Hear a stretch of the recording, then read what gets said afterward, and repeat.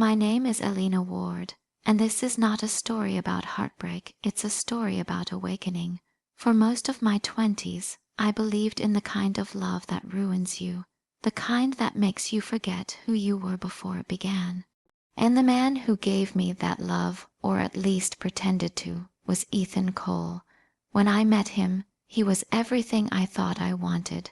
Confident, charming, funny, the kind of man who could make you believe that the world revolved around you.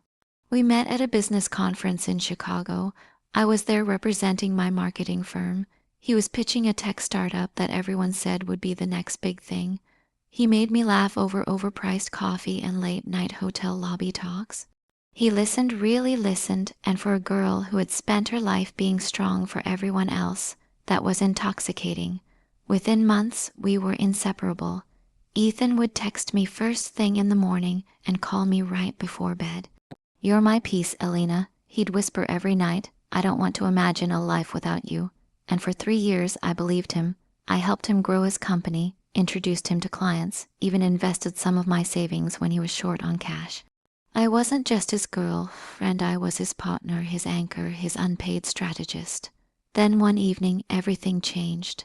It was a Friday, raining hard outside. I came home early from a business trip, holding a bottle of wine ready to surprise him. I still remember how the key turned in the lock, how I pushed open the door and heard laughter echoing from the living room. At first, I smiled until I heard a woman's voice. I froze. My heart thudded painfully as I peeked through the doorframe. There they were, Ethan and my assistant, Claire, tangled together on the couch, half dressed, laughing between kisses. For a moment, the world went silent. The wine slipped from my hands and shattered on the floor. They looked up, eyes wide. "Elena, wait," Ethan started, scrambling. But I didn't wait. I didn't scream. I just stood there numb, quiet, watching the pieces of my life bleed out across the carpet like the spilled Merlot. He came after me, begging, explaining, lying through tears. It meant nothing. He swore, "You're the one I love." But love, I realized, isn't supposed to feel like humiliation. That night, I packed my things and left without a word. I didn't cry until I reached my car, and when the tears came, they didn't stop for hours. For weeks, I couldn't eat or sleep, but slowly, something changed inside me. The pain hardened into focus. The heartbreak sharpened into clarity. Ethan had taught me many things: how to trust, how to build, how to dream. Now, he was about to teach me something else. I moved out of our apartment and rented a small place across town. I cut off contact completely. But I didn't block him. I wanted him to wonder where I'd gone. Then I began to rebuild. I threw myself into work, working long hours until exhaustion became silence. My firm noticed, and within 6 months, I was promoted to Director of Strategic Communications. That's when I discovered my first opportunity. Ethan's startup, Cole Dynamics, was struggling. The industry had moved faster than he could keep up, and his investors were getting nervous. Rumors were spreading, missed deadlines, poor leadership, internal conflict. And I knew that all it would take was the right push to make it collapse. I started small. Using my contacts, I found out which venture capital firms were considering buying stakes in his company. Then I quietly reached out to an old friend who handled due diligence for one of them. Off the record, I told him over coffee, check the company's financial transparency. There are inconsistencies. That was all it took. 2 weeks later, the VC firm paused negotiations. Ethan's investors panicked. His CFO resigned. He called me then, voice shaky, desperate.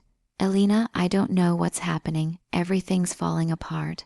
I let the silence hang before I answered, soft but cold. "Maybe you shouldn't have built your empire on lies." I hung up. But I wasn't done. Next, I turned my attention to Claire, the same assistant who had smiled in my face while stealing the man I loved. I didn't yell at her, didn't expose her online. I did something far more effective. Claire had left my old company after the scandal and joined another firm in the same industry. I sent an anonymous tip to HR, screenshots of her past inappropriate communications with clients which I had, conveniently, backed up months earlier. A quiet internal review followed. She was fired within days. By then, word about Ethan's failing company was spreading fast. His public image, once polished and charming, was crumbling. But my revenge wasn't about ruining him. Not really. It was about reclaiming my power.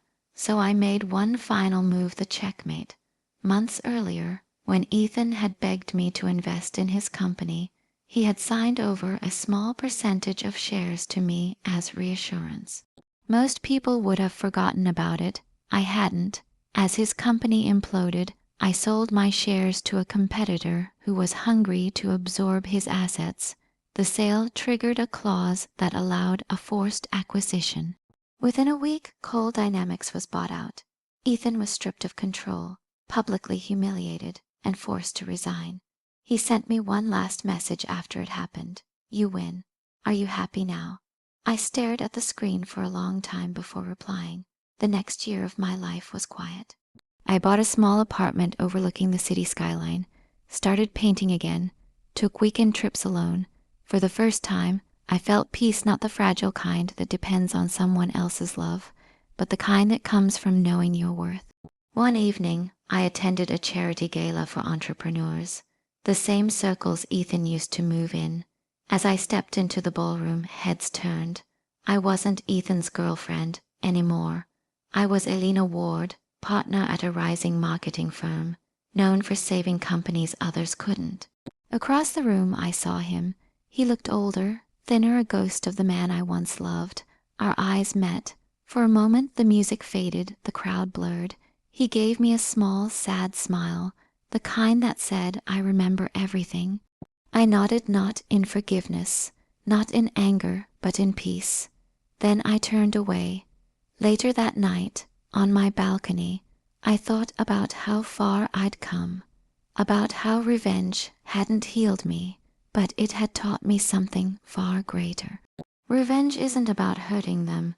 It's about reclaiming the parts of you they tried to break. It's about standing in the ruins and realizing you're still whole. I whispered into the cool night air, "Thank you for breaking me, Ethan, because now I know what I'm made of." The city lights shimmered below like constellations. For the first time in years, I smiled a real smile, not for him, but for myself. And that's when I understood. The most powerful revenge is living a life they'll never touch again.